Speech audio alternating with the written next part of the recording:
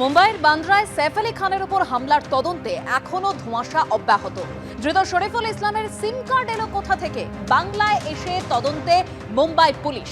যার নামে সিম কার্ড ব্যবহার করছিল শরীফুল, অবশেষে তার খোঁজ পেল মুম্বাই পুলিশ।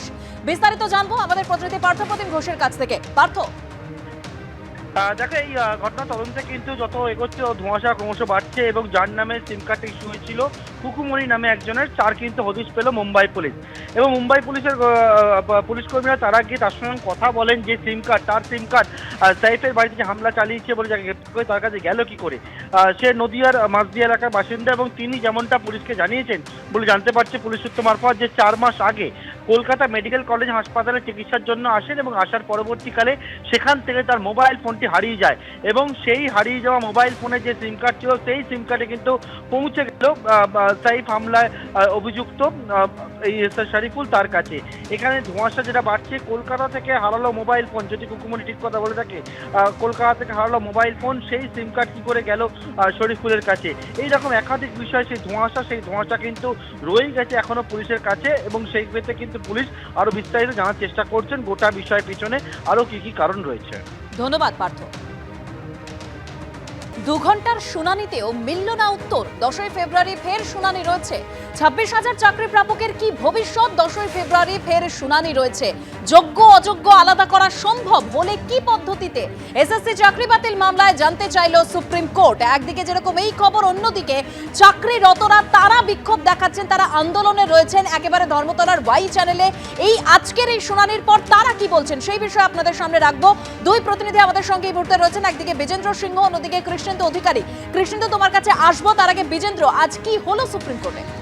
দেখো, আজকে 2 ঘন্টার হিয়ারিংতে দেবস্মিতা আমরা দেখলাম যেটা সবথেকে গুরুত্বপূর্ণ ইস্যু হলো সেটা ছিল সেগ্রিগেশন হবে কি হবে না, টেন্টেড এবং নন টেন্টেডকে কি সেগ্রিগেট করা সম্ভব। সেটা কিন্তু আজকে যারা কলকাতা হাইকোর্টে মূল মামলা করেছিলেন তাদের বক্তব্য শুনেছে সুপ্রিম কোর্ট এবং সেখানে তারা একটাই কথা বলেছেন কি এই সেগ্রিগেশন সম্ভব না এবং তারা যে দাবি রেখেছেন কোর্টের কাছে, অ্যাপিল করেছেন, সেটা হলো যারা পরীক্ষাতে অ্যাপিয়ার করেছিলেন সবাইকে সুযোগ দেওয়া হোক আবার পরীক্ষা দেওয়ার জন্য। যেহেতু এজের একটা ক্রাইটেরিয়া হবে, যেহেতু এজ বার তারা চলে আসবেন, সেটাকে কন্ডোন করে দেওয়া হোক, তাদেরকে রিল্যাক্স দেওয়া হোক এজে এবং সেক্ষেত্রে ফ্রেশ পরীক্ষা করানো হোক। চিফ জাস্টিস জিজ্ঞাসা করেন কি এটাতে তো একটা ট্রাবল হবে। তখন যারা মামলা করেছিলেন কলকাতা হাইকোর্টে, যার মধ্যে বিকাশ ভট্টাচার্য এবং বিক্রম ব্যানার্জিরা ছিলেন, তারা বলেন কি সেই ট্রাবলটাকে নেওয়া হোক এবং ফ্রেশ এক্সামিনেশন করানো হোক, এই অনুরোধ তাদের কাছে রয়েছে। কেন এই অনুরোধ তারা করছেন? আমাদের সঙ্গে বিক্রম ব্যানার্জি রয়েছেন, তার থেকে আমরা জেনে নেব। তিনিও আজকে আর্গুমেন্ট করেছেন কোর্টের মধ্যে। কেন আপনারা মনে করছেন ফ্রেশ? দেখুন, school service commission, state government এবং বোর্ড, আর্টিকেল 12 অথরিটিস যাদেরকে স্টেট বলা হয়, তাদের তরফ থেকে clear cut definite picture of segregation কিন্তু আজ পর্যন্ত দেওয়া হয়নি। কলকাতা হাইকোর্টের কাছে তারা বারবার জানিয়েছে যে possibilities of further illegalities May exist, আরও ইলিগ্যালিটি থাকতে পারে।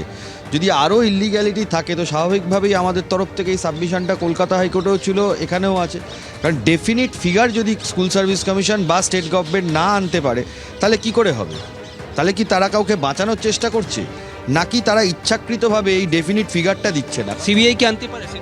দেখুন, সিবিআই যে ফিগারটা আনতে পারবে যেটাতে সেন্ট্রাল ব্যুরো অফ ইনভেস্টিগেশন করে পেয়েছে, তার বাইরের ফিগারটা তারা পারবে না। অনেক জিনিস আছে, যেরকম প্যানেল এক্সপায়ারি হয়েছে, র্যাঙ্ক জাম্প হয়েছে, অনেক কিছু জিনিস আছে যেগুলো পুরোটা কিন্তু সিবিআই ইনভেস্টিগেশনের আয়তার মধ্যে আসেনি। এই টেন্ডার ডকুমেন্টসগুলোও কিন্তু হাইকোর্টে যখন হিয়ারিং হয়েছে তখন এই টেন্ডার ডকুমেন্টসগুলো এসেছিলো কীভাবে নাইসা বেআইনিভাবে এই টেন্ডারটা পেয়েছে, একটা ব্যাকডোর প্রসেসে টেন্ডার পেয়েছে। এই যে প্রসেসগুলো টোটালটা উঠে এসেছে পুরোটা কিন্তু সিবিআইয়ের ইনভেস্টিগেশনের আয়তায় কিন্তু সবটা আসেনি। যতটা সিবিআই ইনভেস্টিগেশনের আয়তার মধ্যে এসেছে ততটার মধ্যে সিবিআই দিতে পারবে, যতটা অবধি সিবিআই চার্জশিট করেছে। আজকে যদি ধরুন ফার্দার ইনভেস্টিগেশন আইনে আছে, ফার্দার কিছু সিবিআই পেলো, সিবিআই কি করে বলবে? তো এই আর্গুমেন্টটাতে কি বলবেন কি এত সংখ্যক টিচার যদি সিস্টেম থেকে বেরিয়ে যায় তাহলে একটা শিক্ষা ক্ষেত্রে খারাপ প্রভাব পড়বে পশ্চিমবঙ্গে? দেখুন, এর আগেও ভারতবর্ষে এরকম অনেক প্রসেস বাদ গেছে এবং সঙ্গে সঙ্গে পরীক্ষা নিয়ে আবার নতুন করে প্রসেস হয়েছে। মাস 7-8 কষ্ট ডেফিনেটলি হবে, আমরা যেটা সাবমিশন করেছি, কিন্তু একটা ফ্রেশ প্রসেস তো হওয়া দরকার। কারণ এটা কিন্তু শুধু শিক্ষকদের ব্যাপার দেখলে চলবে না, এটা কিন্তু রাইট অফ চিলড্রেন, যারা 9, 10, 11, 12 যারা বাচ্চা আছে তাদের কিন্তু ভবিষ্যতের ব্যাপার। একটা ফেক টিচার যদি পড়ায় সে তো এফেক্ট করে যাবে আরও 150, 200, 500 বাচ্চাদের। এই জায়গাটা কেউ তো বলছে না, এই জায়গাটা তো কেউ দাঁড়াচ্ছে না। ডেফিনেটলি যদি ডেফিনিট ফিগারে স্কুল সার্ভিস কমিশন না আসতে পারে, কিছু জেনুইন যারা ছেলে মেয়ে, তাদের ভবিষ্যৎ জলে চলে যাবে।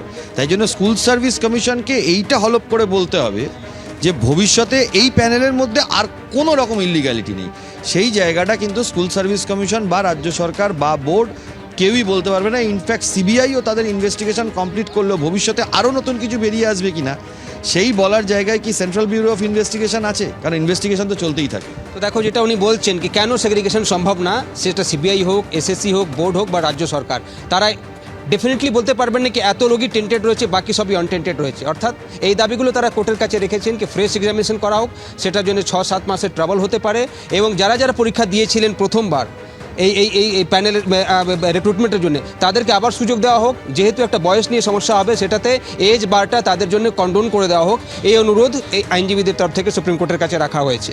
একেবারে বিজেন্দ্র, তুমি আমাদের সঙ্গে থাকো।